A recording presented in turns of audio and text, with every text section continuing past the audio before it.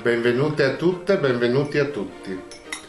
Sono col caffè pronto perché ormai è consuetudine per berlo insieme a voi e volevo dirvi che oggi faremo una ricetta molto semplice e povera. Ma dire una ricetta povera non deve rappresentare un'offesa, ma al di là di questo, quando dico una ricetta povera, intendo una ricetta umile, fatta con ingredienti semplici, perché nel corso degli anni ci siamo molto raffinati, siamo diventati un po' forse troppo esigenti e succede spesso che le ricette povere, cioè le ricette proprio delle nostre nonne, vengano rispolverate e presentate in una maniera straordinaria.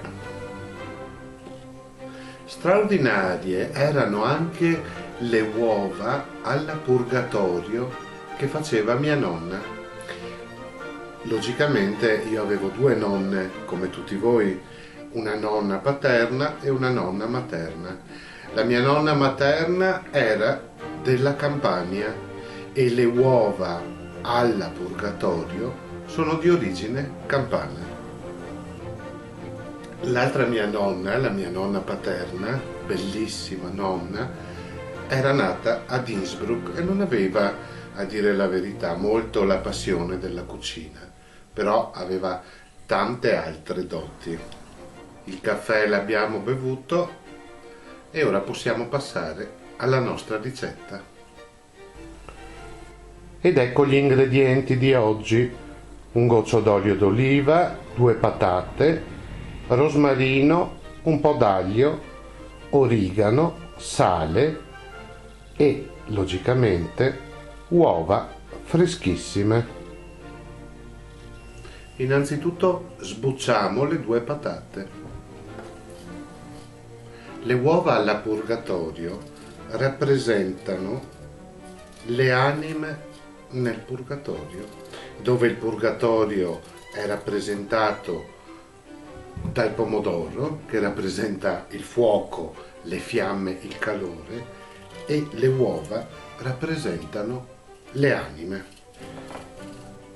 Io ci aggiungo le patate perché così facendo si arricchisce il piatto. In pochi minuti potrete avere un pranzo completo e alternativo anche per i vostri bambini, perché credo che sia difficile cucinare tutti i giorni quando si hanno dei bambini, cioè le idee dopo un po' finiscono, oppure i bambini si annoiano nel vedere nel piatto sempre le stesse cose. C'è anche questo rischio.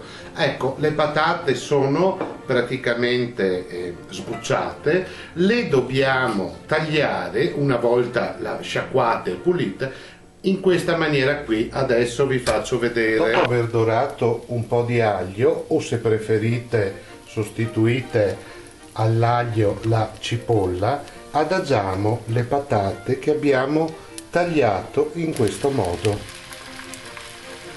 Le lasciamo rosolare per qualche minuto prima di girarle e farle rosolare dall'altra parte.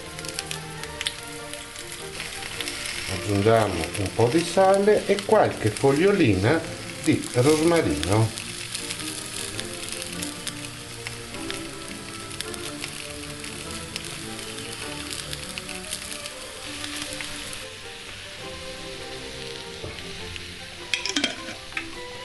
Aggiungiamo, come dicevo, la passata di pomodoro, aggiungiamo un po' d'acqua, copriamo con un coperchio e lasciamo cuocere per una decina di minuti finché le patate si sono cucinate.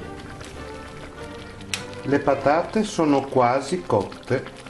Nella passata di pomodoro abbiamo aggiustato il sale e a questo punto aggiungiamo 2 uova freschissime che io precedentemente ho versato in un bicchiere per far sì che non si rompessero. Butto le uova sopra alle patate. A questo punto copro e lascio cuocere le uova. Poco aggiungo l'origano e solo se necessario aggiusto il sale. Ed ecco pronta la ricetta delle uova alla purgatorio con patate. Ricapitoliamo tutto. Tagliamo a fette 2 patate, le adagiamo su un soffritto di aglio o di cipolla e le facciamo rosolare sia da una parte che dall'altra. Poi le copriamo con la passata di pomodoro alla quale aggiungiamo un pizzico di zucchero, sale, un po' di rosmarino. Lasciamo cuocere le patate per 10 minuti, 15 minuti, vedete un po' che le patate risultino cotte, poi aggiungiamo 2 uova fresche sulle quali ci mettiamo un po' di origano, copriamo e lasciamo cuocere. Un piatto semplice, forse dimenticato, al quale io ho aggiunto le patate. Un po' di fantasia e in cucina si riescono a fare molte cose.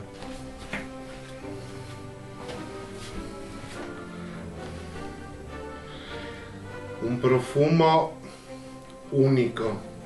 Alle volte la semplicità nelle cose è proprio la scelta migliore. Ci vuole semplicità e amore. Solo con l'amore si può dar sfogo alla fantasia, si possono avere idee non solo in cucina ma in generale, proprio nella vita. E poi alla fine forse è proprio l'amore che ci salverà. L'amore per le cose e l'amore per gli altri. Vi mando un bacio, un abbraccio, vi auguro una buona settimana, ci vediamo presto per un'altra ricetta. Ciao a tutti, dal vostro amico Cesare.